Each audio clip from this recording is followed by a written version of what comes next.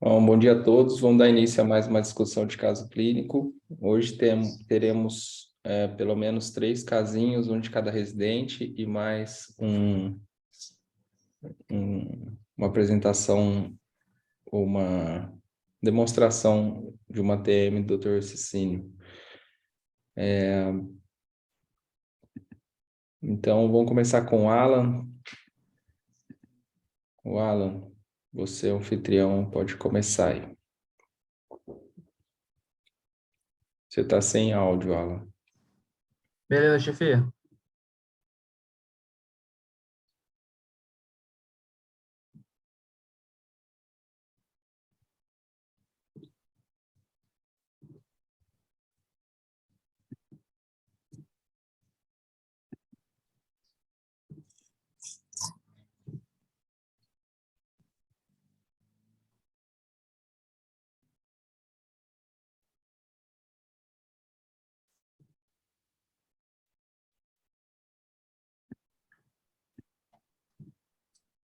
Estão conseguindo ver o slide? Sim. Beleza. Bom dia a todos, meu nome é Alan, sou residente aqui do Hospital Maternidade Frei Galvão. Vou apresentar um caso orientado pelo Dr. Matheus. Meus pacientes, paciente de sexo feminino, de 69 anos, o paciente deu entrada no serviço com histórico de rebaixamento do nível de consciência, estava em uso de ventilação mecânica. Foi solicitada uma tomografia computadorizada de crânio. A gente vai trazer agora as imagens. Aqui, 3 cortes axiais de caudal para cranial, 2 cortes axiais, 3 cortes axiais de caudal para cranial, 2 cortes sagitais e um coronal aqui.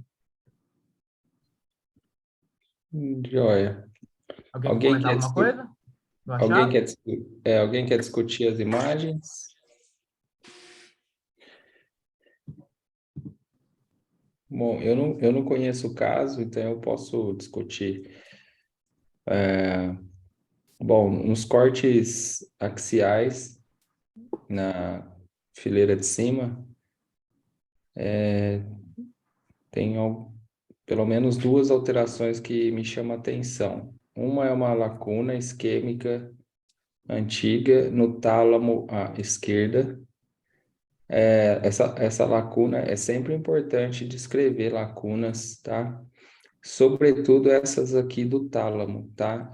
Esse tipo de lacuna pode cursar com demência vascular, viu? Outro achado que a gente tem aqui é uma lesão hipodensa, né? Ela é tão hipodensa que ela tem uma densidade semelhante à gordura. Então, a gente pode comparar aqui com o tecido celular subcutâneo. Então, ela tem uma gordura macro, né? Macroscópica. Então, o componente de gordura, aqui nos cortes axiais, está no aspecto posterior ali do sistema ventricular, mas quando a gente vai olhar no sagital, a gente vê que ela margeia o esplênio do corpo caloso, né? Então, é um lipoma pericaloso, uma lacuna, e tem também um aumento da cavidade celular, né? Com uma lesão expansiva dentro da cavidade celular. Tem mais imagens, Alan, ou são só essas? Tem aqui as mesmas, né? Só para que é a imagem mais aproximada. E tem aqui janelado só para mostrar, por caso alguém ficasse com dúvida, na imagem do lipoma do corpo caloso. Você já comentou. Volta um pouquinho, deixa eu só ver um negócio. Volta um pouquinho. Certo, então é uma lacuna no tálamo à esquerda, um lipoma pericaloso e uma lesão expansiva de hipófise, certo? É isso mesmo. Como não tem assim, um crescimento muito acima, né? Um crescimento supracelular importante, está mais contido a hipófise. A minha suspeita é de um adenoma, né? Um macroadenoma hipofisário, lipoma de pericaloso. O lipoma é achado incidental, não tem repercussão clínica. Os outros dois podem até ter, né? Então, acho que é isso, né? É isso mesmo. Uhum. Aqui eu trouxe mais essas imagens por causa do lipoma mesmo, do cálculo, que é uma imagem que normalmente não um pouco mais rara. E a gente trouxe porque muita gente poderia confundir na hora de ver a imagem, achar que poderia ser gás. Então, é importante de mostrar a importância de você janelar, buscar e ver mesmo a densidade aqui da Perfeito. lesão para poder definir. E os outros achados são esses mesmos, mas não, não tinha mais nenhum outro achado, não, só eram esses três mesmo. Na verdade, até um achado, como você me falou, um achado incidental, nesse caso, não tem nenhum significado clínico para paciente, mas a gente achou importante trazer. Então, tirando os outros dois achados que já foram citados por você mesmo, como o do macroadenoma e da lacuna, a parte só do corpo caloso. A gente ficou descrito como uma imagem curvilínea com densidade de gordura, cuja topografia sugere lipoma pericaloso. Vou falar um pouquinho dos lipomas pericalosos, que são lesões contendo gordura que ocorrem na fissura interhemisférica intimamente relacionada ao corpo caloso. É a localização mais comum de um lipoma intracraniano, resultante de uma persistência anormal e diferenciação da meninge primitiva em tecido lipomatoso. Tem dois tipos, que é o túbulo nodular e o curvilíneo. O túbulo nodular é mais na porção anterior, enquanto o curvilíneo ele é mais posterior. É importante citar que normalmente o túbulo nodular ele vem mais com alterações como digenesia do corpo caloso e algumas outras alterações, umas outras anomalias, mais do que o curvilíneo. Travou aqui só um minutinho. Voltou. Aí.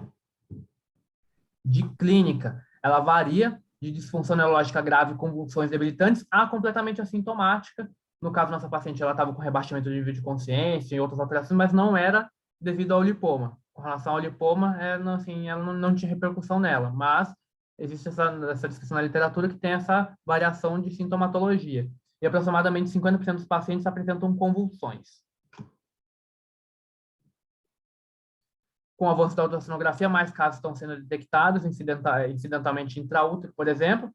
A gente tem aqui no ultrassom, a gente consegue ver, um ultrassom no paciente que tem digenesia de corpo caloso, na imagem no corte sagital e no corte coronal a ultrassom, a gente consegue ver essa imagem hiperecogênica em topografia do joelho do corpo caloso, caracterizando um lipoma. Aqui é do mesmo paciente, só que em uma ressonância, aqui no sagital T1, um sagital T1, aqui no axial T2 e um axial T2 FET7, evidenciando essa lesão, aqui com hipersinal em T1 e aqui com a queda de sinal no FET7, mostrando, caracterizando um lipoma. Aqui a gente trouxe a imagem do nosso próprio caso, que é importante a gente citar que na tomografia dá para a gente cravar como uma lesão de característica gordurosa. A gente medindo o ROIC, por exemplo, a gente consegue ver que ela tem característica gordurosa e a localização já ajuda a gente a definir que é um lipoma do pele caloso. Aqui uma outra imagem, agora num corte sagital T1 e um T1 FET7, mostrando a imagem do lipoma. O tratamento geralmente não requer tratamento, normalmente nos casos quando o paciente é assintomático, e nos casos que tem disfunção neurológica ou convulsão, o tratamento médico deve ser realizado.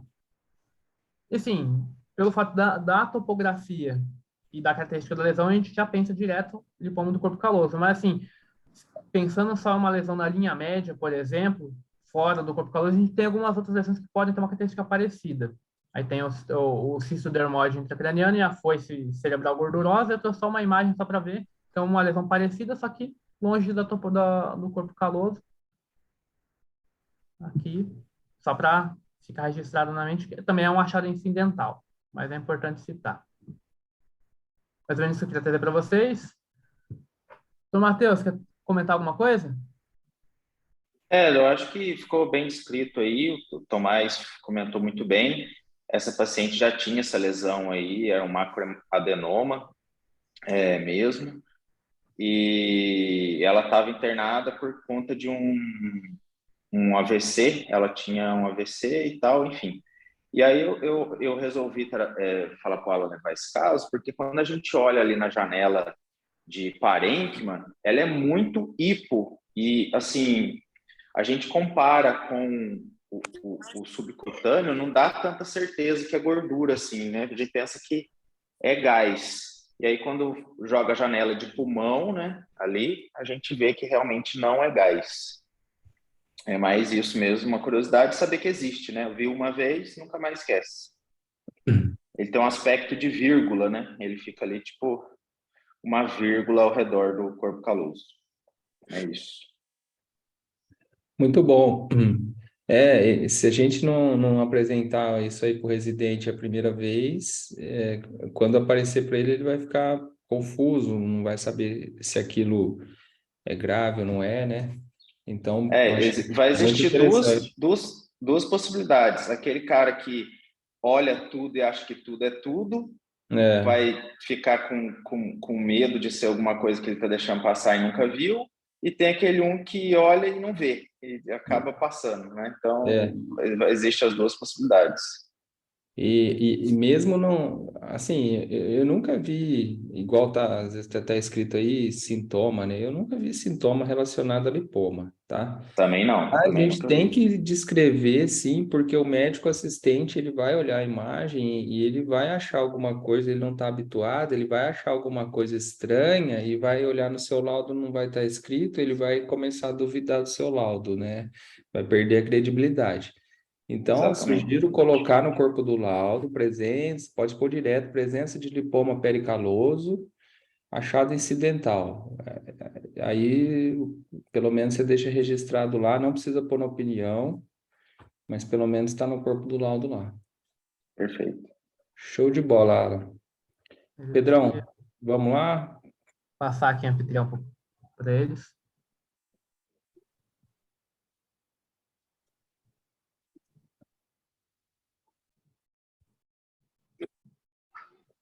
Manda aí, Pedro.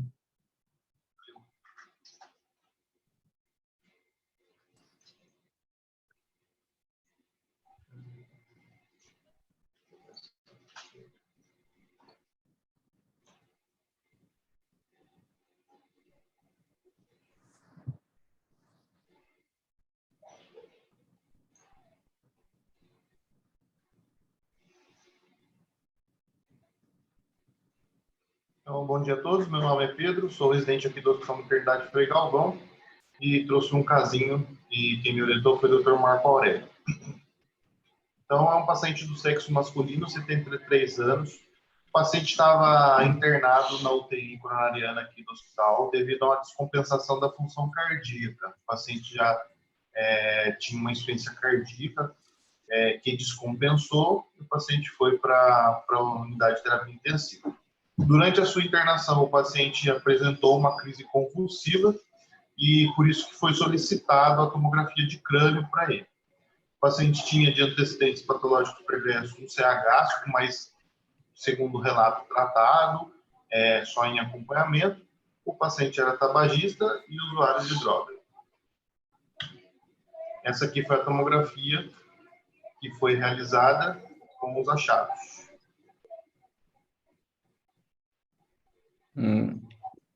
Quiser discutir os achados? Eu conheço o caso. Volta um pouquinho na história, por favor, cara.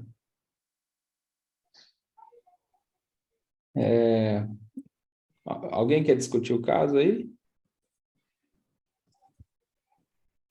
Muita gente querendo, né? Bom.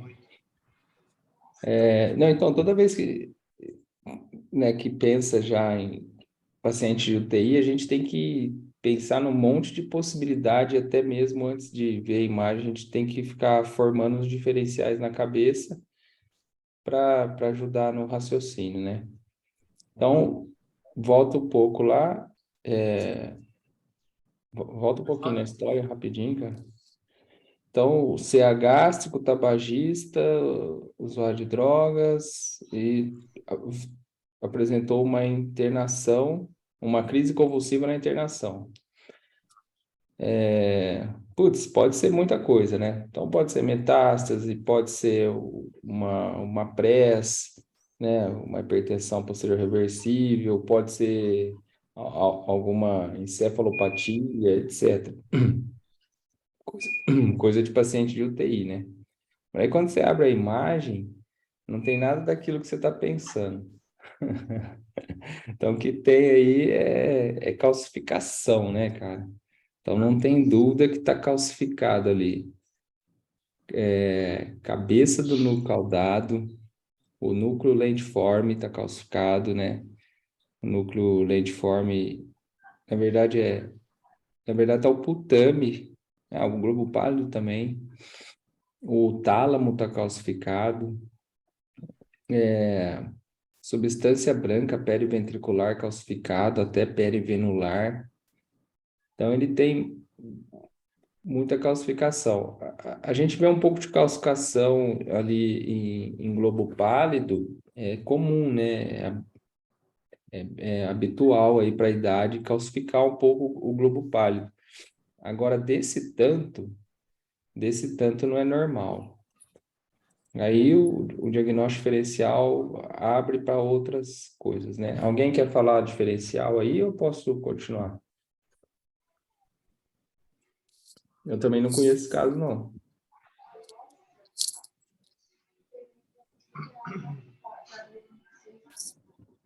Doutora Ellen, neurologista pediátrica, tem diferencial para essas calcificações aí, doutora Ellen?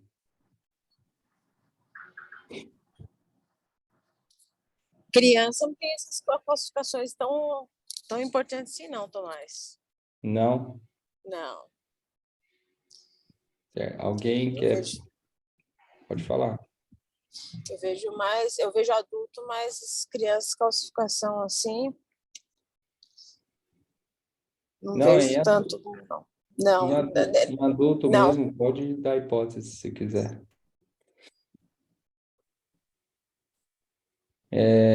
Bom, a primeira coisa que a gente tem que pensar, isso, calcificação em qualquer lugar do corpo, é distúrbio do metabolismo do cálcio. Tá? Então, doenças relacionadas ao paratormônio. Então, isso é uma possibilidade. Outra possibilidade também é o paciente já ter feito quimioterapia, pode ter calcificação de parênquima. Se o paciente já foi submetido à quimioterapia, eu acho que não tem isso na história, então eu descartaria. E a outra doença de Farr. O paciente também é um diagnóstico diferencial. Doença de Farr pode dar calcificações no parênquima encefálico mais habitual que a fase etária. Bom, alguém mais quer acrescentar mais um diferencial aí? Ô, Tomás. Pedro. Tomás. Oi. Eu pensaria também, mas daí não seria mais tão difuso assim as calcificações. Paciente com doença celíaca pode ter esse tipo de calcificação mais em fossa posterior. Assim, essas calcificações grosseiras, disforme e tal. Acrescentaria isso aí. Eu acho que agora aí, se fosse atrás da história, eu acho que, esse cara já tem convulsão, tem pão, não tem distúrbio do metabolismo do cálcio, eu ficaria com um FAR. Agora, se ele não tem há muito tempo, não tem diagnóstico, tem lá uma história de um adenoma de paratireoide e tal, eu iria por causa de paratormônio. Mais alguém aí? Eu não estou lembrando mais agora, assim, teria que consultar para aumentar o leque aí. E aí? Então, é isso mesmo, o caminho é por aí. a gente vê múltiplas áreas de calcificação, e essas calcificações elas estão acometendo áreas que são habituais na síndrome de Farr, por exemplo. Então, ela tem múltiplas calcificações simétricas bilaterais acometendo o tálamo, o gânglio da base, regiões subcorticais, bem como ambos os hemisférios cerebelares. Conversando lá um pouquinho mais da história, apesar do paciente ainda não ter levantado essa possibilidade em nenhum diagnóstico anterior, ele é um paciente que já tinha o histórico de ter algumas convulsões, então esse não foi o primeiro episódio de crise convulsiva dele. Então, a gente levantou, sim, a possibilidade de ser doença de Farr na tomografia, que é uma doença, que é um epônimo para calcinose estriado-palo-denteada bilateral. Existe na literatura um pouquinho de divergência, porque você consegue achar duas denominações. Você consegue achar síndrome de Farr e doença de Farr.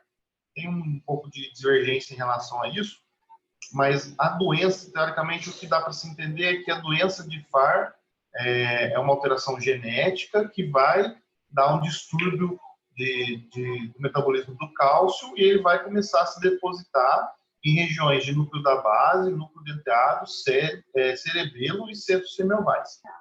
E você pode chamar de síndrome de Farr quando esses depósitos de cálcio ocorrem nessas regiões, mas decorrente de algum outro distúrbio, como o Tomás disse, paratormônio, decorrente de alguma quimioterapia. Então, existem essas duas definições na literatura. Mas falando... Deixa eu entrar rapidinho aí, porque é a mesma coisa que acontece no moia-moia. Tem a doença de moia-moia e tem a síndrome de moia-moia. É a mesma conversa. Então, assim, se você pega um padrão, que é a moia-moia, é o que é? É um afilamento da porção distal das carótidas internas. Isso pode ser da doença propriamente dita, que aí é chamado de doença de moia-moia, ou é um padrão de moia-moia, ou seja, tem outras doenças, por exemplo, anemia falciforme, que dá um padrão de moia-moia. E aí ela chamaria de síndrome de moia-moia. É a mesma conversa na doença de Farr. Pode ser propriamente dita, chamada doença, ou um padrão de calcificações que é chamado de síndrome. Pode continuar aí, Pedrão. Então, os sintomas da doença de Farr são sintomas inespecíficos, e o que a gente acha na literatura é que independe da localização aonde está acontecendo o depósito, os pacientes podem ter sintomas, desde cefaleia, vertigem, ele pode começar a ter alteração de movimento, crise convulsiva, distúrbio do equilíbrio, pode evoluir com demência, parkinsonismo e sintomas psiquiátricos. Na tomografia, a gente vê uma distribuição relativamente típica, que são os gânglios da base e tálamo, envolvimento simétrico dos núcleos caudados, lentiforme, tálamo, denteado, globo pálido normalmente é o primeiro a ser afetado, e os hemisférios cerebelares também. Apesar de tomografia ser um método bom para poder avaliar a calcificação, você pode acabar pegando alguma coisa na ressonância, e na ressonância a aparência vai depender do grau de calcificação do estágio da doença. Em T1, ao contrário do esperado, as áreas calcificadas são de alto sinal, atribuídos a um efeito de área superficial dos cristais de cálcio que estão ali depositados. E as áreas calcificadas podem demonstrar um baixo sinal, sinal em T2. Essas aqui foram as literaturas que eu utilizei para poder fazer a aula, e obrigado a todos. Belo caso aí, parabéns. Marcão, belo caso. Vou passar para o Lucas aqui. Valeu, Tomazinho.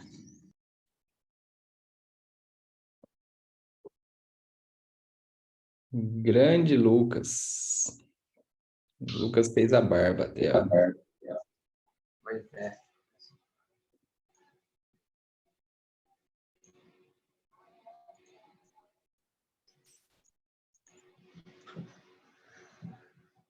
Bom dia, pessoal. Eu sou o Lucas, o R1 aqui do Hospital Maternidade Frei Galvão. Hoje eu vou apresentar um caso orientado pelo Dr. Lucas e pelo Dr. Marco Aurélio. Então, a história clínica, um paciente do sexo masculino de 52 anos, o paciente relata que há 30 dias vem apresentando desconforto torácico à esquerda, com tosse e perda de peso. Foi prescrito antibiótico para o paciente, sem melhora. Foi solicitada uma tomografia de tórax e o paciente tinha histórico de COVID. Então, aqui eu trouxe os cortes aí axial. Alguém gostaria de descrever?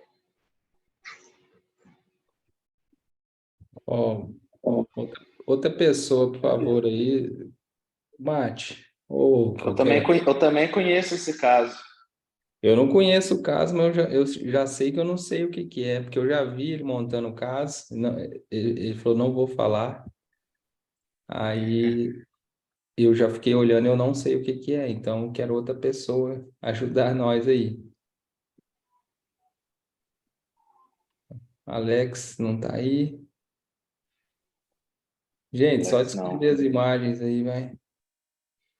Vamos lá, Vivi. Eu não sei também o que é o diagnóstico, mas Descreve as imagens lá. a gente vê as imagens de opacidade em vidro fosco, esparsos, mais na porção medular, pulmonar. Boa, eu concordo. É que eu não estou vendo tanto espessamento bronquiolar, mas a gente podia pensar, às vezes, num padrão em perfusão em mosaico, mas não sei se eu posso falar isso nesse caso. Tá certo.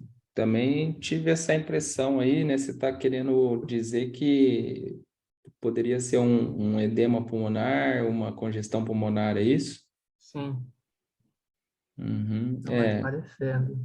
Parece um pouco, sim. Tem um vidro fosco central, tem um espessamento septal, região perilar, polpa, periferia, né? Sim.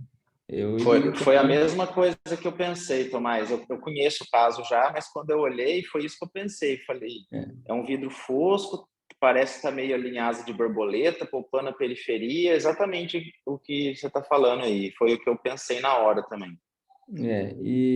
Bom, eu não sei se tem alguma patologia específica, mas é uma dessas, eu colocaria congestão. Outra coisa também, eu acho que é uma intoxicação por alguma droga. Eu acho que, por ser bilateral simétrico, né? Tudo que é bilateral simétrico, pelo menos, mais ou menos simétrico, você tem que pensar em intoxicação, isso no crânio quanto no tórax. Então, assim, eu pensaria também em alguma coisa medicamentosa aí, se não fosse. Tem mais algum dado clínico que você está omitindo da gente, Lucas? Tem, agora eu vou falar a outra parte. Tá. Essa tomografia, a princípio, ela foi laudada praticamente com os meus achados que vocês relataram agora. Porém, esse paciente ele foi internado. E na hora de internar o paciente, a enfermeira, ela se perfurou na coleta do sangue do paciente. Então, foi solicitado sorologia e veio um HIV positivo para esse paciente. Uhum. Mas tá, veio HIV positivo, mas tinha contagem de CD4, essas cargas viral? Não, ainda não. Aí depois a gente analisou as imagens e foi levantada uma hipótese acerca desse HIV. Eu posso continuar o caso? Tem mais imagem ou não? Não. Não, Só então o scout do raio-x. Então vamos fosforilar. Eu acho que agora, com essa imagem, com esse dado, a gente tem que pensar em infecções oportunistas do HIV. Então, primeira coisa tem que pensar, eu não sei se tem pneumonia pelo próprio vírus, eu teria que recordar lá, ver o padrão, e depois tem que pensar, eu acho que a Gico falou, em pneumocystis girovese, né? Até era outro nome, tinha um outro nome, não me lembro. Era Carine. Isso, pneumocystis carini, agora é Era pneumocystis girovese. Eu acho que tem que entrar no diferencial, eu iria lá rever se isso tem. E aí, dependendo da carga viral do CD4, você vai acrescentando o bicho, né? Então, você começa por esse, mas você acrescenta citomegalovírus, aí por aí vai, né? Então, eu colocaria aí uma infecção oportunista no diferencial. Não sei se tem algum padrão de imagem, mas alguém quer falar mais alguma coisa aí?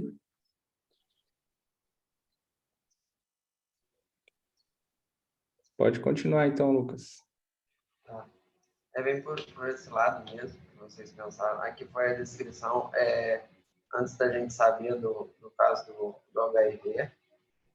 Então, é basicamente o que vocês descreveram. Aqui é uma imagem-chave mostrando o cisto no pulmão à esquerda. E aqui eu trouxe o scout da tomografia também. Então, a infecção por pneumocistos girovese, também conhecida como pneumocistos girovese pneumonia, é uma infecção pulmonar atípica, uma infecção oportunista mais comum em pacientes com AIDS. A epidemiologia é uma das causas mais comuns de infecção pulmonar com risco de vida em pacientes HIV positivo. Geralmente ocorre em pacientes com uma contagem de CD4 menor que 200. A apresentação clínica é inespecífica, sendo os sintomas mais comuns de espinéia e tosse não produtiva. O diagnóstico muitas vezes pode ser confirmado por um lavado broncoalveolar, que apresenta uma sensibilidade de até 90%. A patologia, ele é um fungo leveduriforme atípico do gene pneumocisto. A configuração diagnóstica requer a identificação do organismo pelo escarro ou pelo lavado, anticorpos monoclonais para a detecção do pneumocisto girovese estão disponíveis, têm uma sensibilidade de 90% para a detecção no escarro induzido de pacientes infectados com HIV. Aí eu trouxe aqui os achados de imagem e coloquei um raio-x aqui, que é parecido com o scout da tomografia. Então, a tomografia vem em opacidades em vidro fosco, envolvendo predominantemente a região perilar, áreas císticas no parênquima, opacidade de reticulares e área de pneumatocele. Radiografia de tórax, também com pequenos pneumatocélios, bolhas subpleurais e alteração intersticial reticular finas. Essas foram as referências que eu utilizei no caso. E alguém quer falar mais alguma coisa? O Marco, o Lucas? Muito legal o caso, hein, cara? Quando tem uma ajudinha clínica aí, a gente consegue melhorar o diferencial, né? Detalhe do caso que o paciente não sabia que tinha HIV. Outro detalhe também é o dedo furado, né? Da profissional da fisioterapia, da Enfermagem. enfermagem. Putz, que merda. Agora é quem que vai apresentar? Manda para o Cecínio, por favor.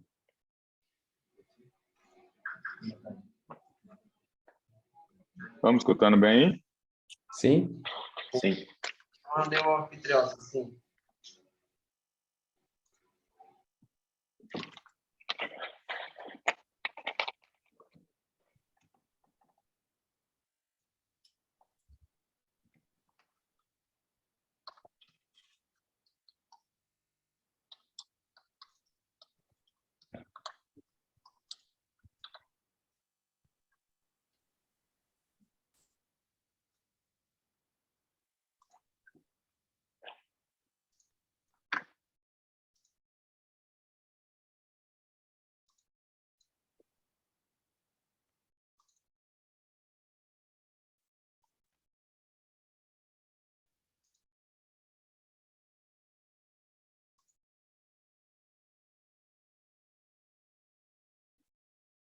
Vocês não estão vendo Ainda minha tela não. dividida, né? Não, você tem que trocar a tela que você está compartilhando. Hum.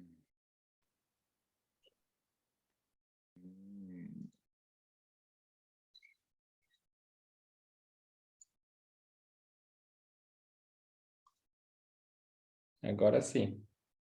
Boa. Então, pessoal, o intuito aí é de mostrar um pouquinho da anatomia da articulação temporomandibular, porque a hora que a gente vê, né, não tem muito contato, a gente fica correndo esse exame. Eu tive contato aí com essa anatomia mais no fellow, né, acompanhando o chefe lá do Alvorada. Então, eu vou tentar falar aqui mais ou menos como eu vejo.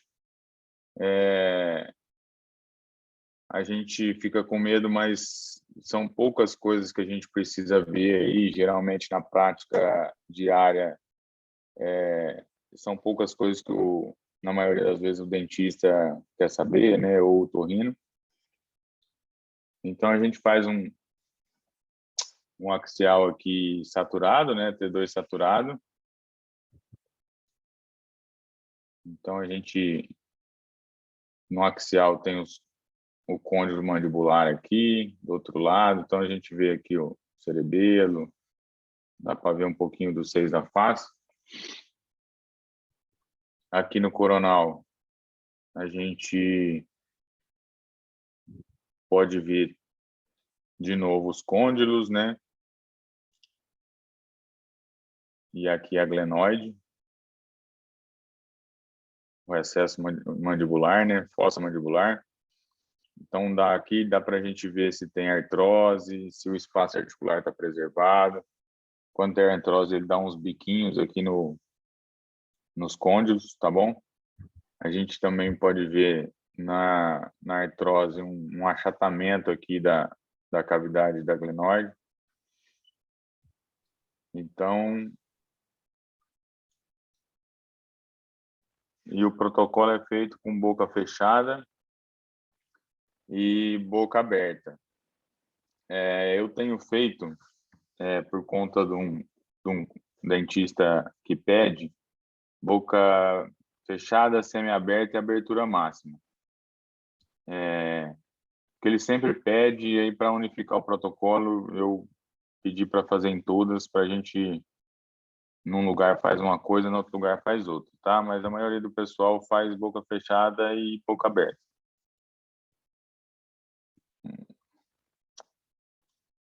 Então, aqui, boca fechada, semi-aberta e abertura máxima, tá?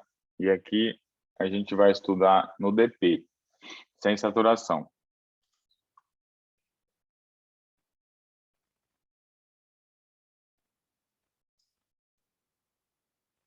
Tá muito pequenas as imagens aí? Não, tá bom, cara. Só aponta o disco aí para nós, mas tá bom. Aí melhorou isso. Tá bem bonito de ver. O protocolo tá perfeito. Dá para ver a seta, né? Dá. Então, aqui, ó, a gente está na articulação temporomandibular direita, né? Aqui, boca fechada, semi-aberta e abertura máxima. Aqui eu vou mostrar o disco na semi-aberta e na abertura máxima, porque tá melhor de ver, tá bom? O disco articular aqui, temporomandibular, ele é essa gravatinha aqui, ó. Uma fibrocartilagem, bem parecida aí com o sinal do menisco, né? Então, aqui é mais estreito, e aí as extremidades da gravatinha. Aqui na abertura, na boca fechada, geralmente é a borda posterior aí do disco, ela tem que estar aqui meio-dia, bem aqui em cima, ó. Então, dependendo do protocolo, da máquina, às vezes você tem uma dificuldade de ver o disco, mas ele está aqui, ó. A porção anterior, ele tem a parte intermediária aqui e a posterior. Aqui, ó, se a gente forçar a vista aí, tem aqui a borda posterior, tá aqui bem meio-dia, tá bom? Então aqui a gente vê melhor, ó, o disco. Opa. E aqui, ó, posterior, intermédio e anterior. Então, como que a gente lauda aqui? Que o disco está em posição adequada, boca fechada, né? Aqui ele tem uma excursão do côndilo em relação à eminência aqui, ó. Uma boa excursão. Ou ele está em hipoexcursão ou hiperexcursão. Quando ele passa aqui da eminência, hiperexcursão. Quando ele está aqui antes, é uma hiperexcursão, tá bom? Esse aqui está normal. Então, ele semi-aberta e a abertura máxima ele não passa e o disco está em boa posição.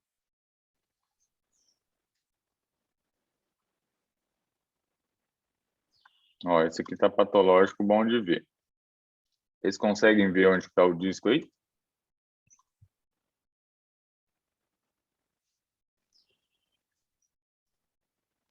Está anteriorizado ali, né? Isso. Isso. Ele está aqui, ó. E ele fica meio tortuosinho, né? Então, ele está aqui, anteriorizado. Pode ter uma pergunta? Pode falar, Pedro. Então, assim, normalmente, o disco, ele não mobiliza na excursão ou ele tem que ter uma mobilidade? Ou o disco não, o disco fica parado? Não, o disco tem a mobilidade. Ele tem ligamentos ali que segura para ele não luxar, né? Então, ele acompanha o movimento normal, né? Ele acompanha essa articulação na hora que ela abre. Então, ela precisa estar entre o côndilo e a glenóide ali em sentido da eminência, né? A hora que abre e fecha. Então, deixa eu só ver aqui, que eu acho que vai ilustrar bem. A gente faz um videozinho, esse videozinho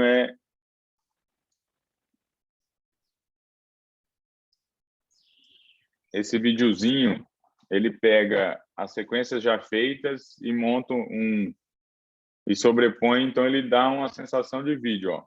Então aqui, boca fechada. Tá vendo que o disco ele vai um pouquinho para frente, Pedro?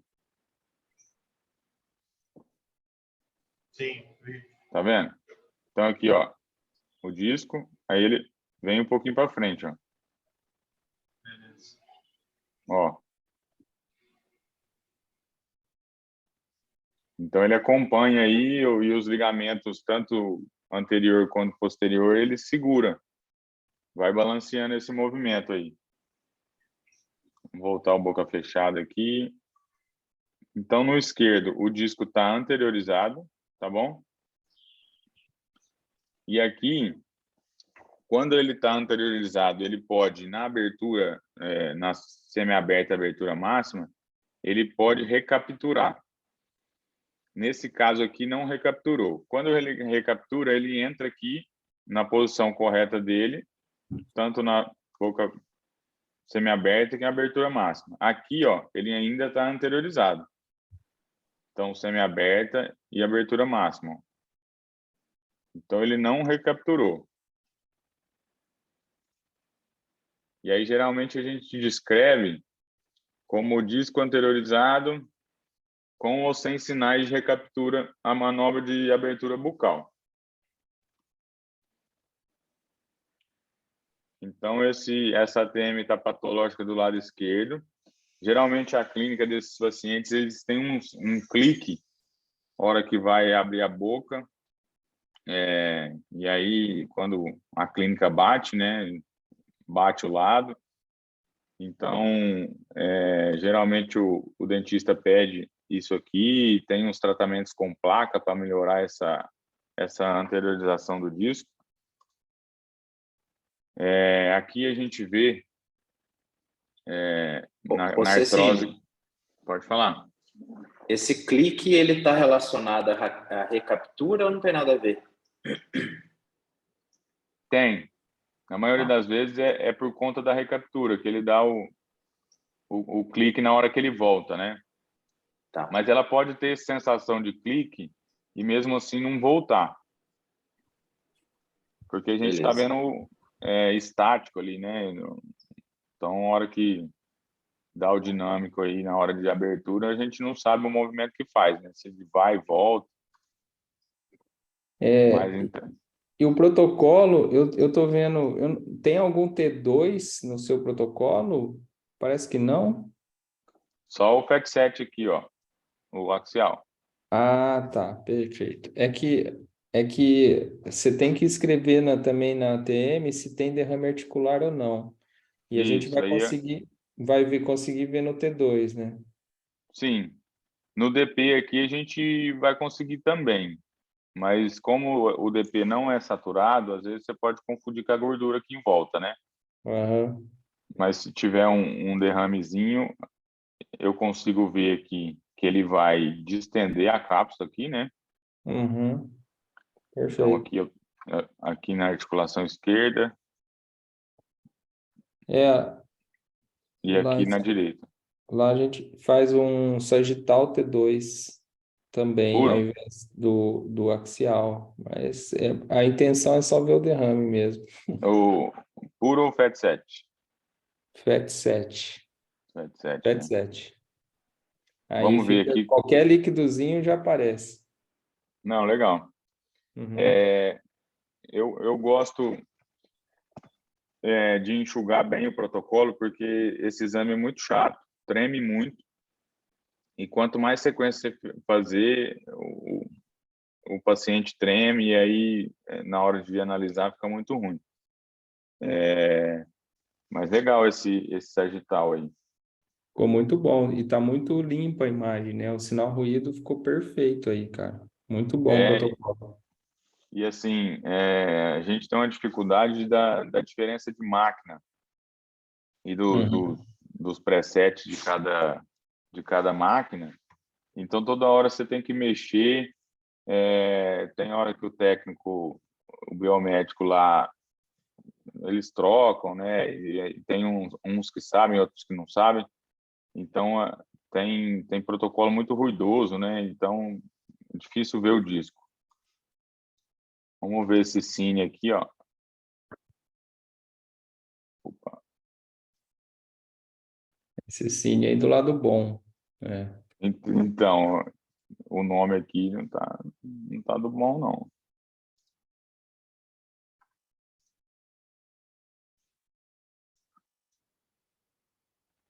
Ah, trocou o nome aqui. Vocês conseguem ver o nome aqui? Uhum. É. O esquerdo, que tá patológico, É, então, chamou de direita. aqui tá o esquerdo. Ó. Então, o disco tá aqui na frente, semi-aberta.